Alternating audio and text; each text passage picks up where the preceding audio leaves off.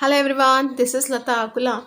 In this video, we are going to study about the next concept in the microbes in human welfare, that is microbes which are used in industrial products. So microbes in industrial products ఇండస్ట్రియల్గా మనకి micro organisms ఏ విధంగా use అవుతాయో ఈ వీడియోలో చూద్దాం.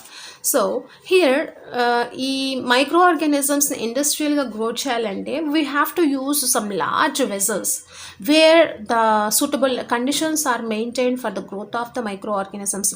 Proper nutrient media was supplied, proper air, agitation and living conditions, pH and everything was maintained in those vessels, and those vessels are called as fermenters.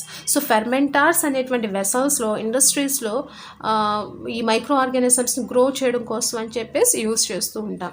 So దీనిలో మనకి industrial ప్రొడక్ట్స్లో వచ్చేసరికి first one fermented beverages అండి.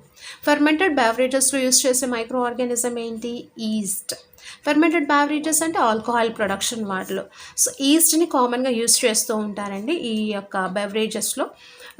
ఈ east ఏం చేస్తుంది? East మనకు వచ్చేసరికి సెకారమైసిస్ cerevisiae అంటాం, దీని బ్రీవర్స్ ఈస్ట్ అంటాం.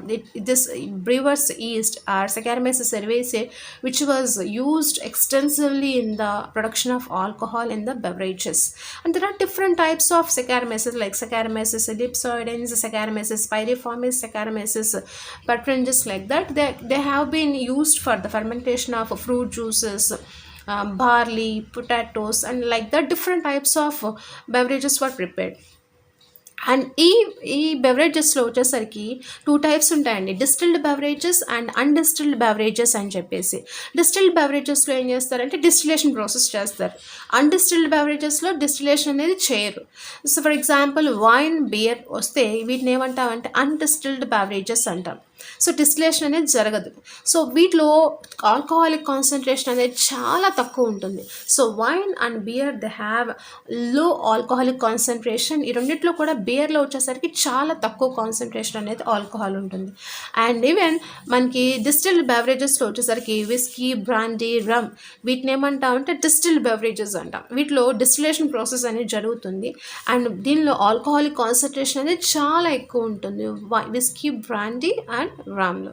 సో అన్నిట్లో కూడా ఎక్కువ ఆల్కహాలిక్ కాన్సన్ట్రేషన్ దేనిలో అంటే వోడ్కాలో హై ఆల్కహాలిక్ కాన్సన్ట్రేషన్ అనేది ఉంటుంది. Next one is antibiotics. Antibiotics. Anti means against, bio means life. Antibiotics means what? These are the chemical substances produced by one microorganisms which will act against another microorganism. ఒక microorganism produce చేసినటువంటి chemical substance another వేరే ఇంకొక micro organism యొక్క గ్రోత్ని, pathogenic micro organisms యొక్క గ్రోత్ని inhibit చేస్తుంది. ఎలా inhibit చేస్తుంది? ఇప్పుడు బ్యాక్టీరియా వెళ్ళిపోయి వైరస్ని ఇన్హిబిట్ చేయదు. బ్యాక్టీరియల్ గ్రోత్ని మాత్రమే ఇన్హిబిట్ చేస్తుంది. అండ్ వైరస్కి వచ్చేసరికి మనం అక్కడ యాంటీ వైరల్ ఏజెంట్స్ని యూజ్ చేయాల్సి ఉంటుంది. ఇక్కడ మనం ఏంటంటే ఈ యాంటీబయాటిక్స్ ఏం చేస్తూ ఉంటాయి, బ్యాక్టీరియాలో డిఫరెంట్ రీజన్స్లో వాటిని డ్యామేజ్ చేసి ఆపోజిట్ మైక్రో ఆర్గానిజమ్స్ని గ్రోత్ని ఇన్హిబిట్ చేస్తూ ఉంటాయండి. అండ్ ఇవి హ్యూమన్ బీయింగ్స్ ఎటువంటి హార్మ్ని చేయవు. They only act against the disease causing micro organisms. That means against life in context to human disease causing organisms, but in context to human beings they are pro life.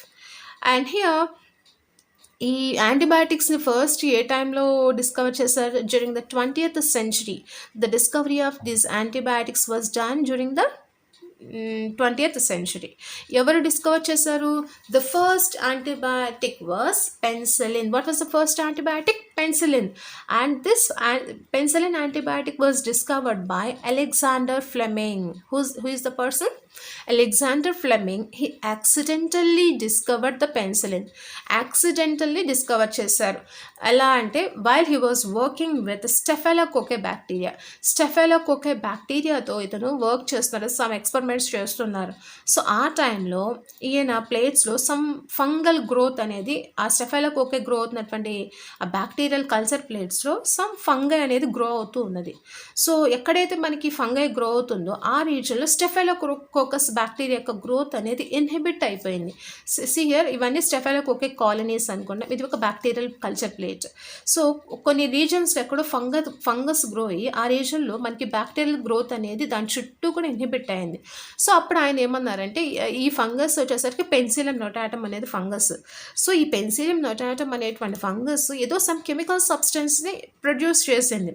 ఆ chemical substance అనేది చుట్టూ ఉన్నటువంటి మీడియంలోకి diffuse అయిపోయి అక్కడ bacteria గ్రోత్ని inhibit చేసిందని చెప్పేసి identify చేసి ఈ పెన్సిలియం నోటాటం అనేటువంటి ఫంగస్ ప్రొడ్యూస్ చేసింది కాబట్టి ఆ యాంటీబయాటిక్ ఏమని నేమింగ్ ఇచ్చారు, పెన్సిలిన్ అని నేమింగ్ ఇచ్చారు. He named the antibiotic as penicillin while it was produced by the fungus Penicillium notatum. Like that he accidentally discovered the penicillin. So అలా డిస్కవర్ చేసిన తర్వాత ఇతను దాని గురించి అంతగా అతను పట్టించుకోలేదు. He was doing his another works. కానీ దీని యొక్క హై పొటెన్షియాలిటీ, దాని యొక్క కమర్షియల్ యూసేజ్, దాన్ని మన యొక్క మెడికల్ ఫీల్డ్లో యూస్ చేసి మనం ఎన్నో డిసీజెస్ని మనం ప్రివెంట్ చేయొచ్చు అని ఎవరు చెప్పారు మనకి? The full potentiality of this penicillin antibiotic was established by the two persons called as Ernest Chain and Howard Florey. Ernest Chain and Howard Florey, they worked extensively on this penicillin antibiotic, and the full potentiality of that penicillin was identified by these two people. Because of that, here after their effective work, this penicillin antibiotic was used by the soldiers of second world war టైంలో American soldiers ఎక్కువగా effect అయినటువంటి గాయపడినటువంటి పేషెంట్స్ని treat చేయడానికి ఈ పెన్సిలిన్ని use చేయడం జరిగింది.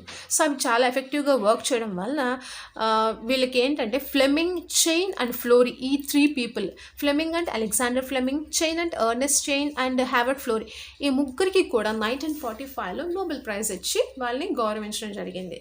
So because of these antibiotics, they have greatly improved the capacity of treating the deadly diseases. So ఎప్పుడైతే యాంటీబయాటిక్స్ని కనిపెట్టారో, discover చేశారో, అప్పటి నుంచి ఎన్నో డ్రెడ్ఫుల్ డిసీజెస్ ని వాటికి సంబంధించినటువంటి క్యూరింగ్, వాటి యొక్క ట్రీట్మెంట్ అనేది ఈజీ అయిపోయింది.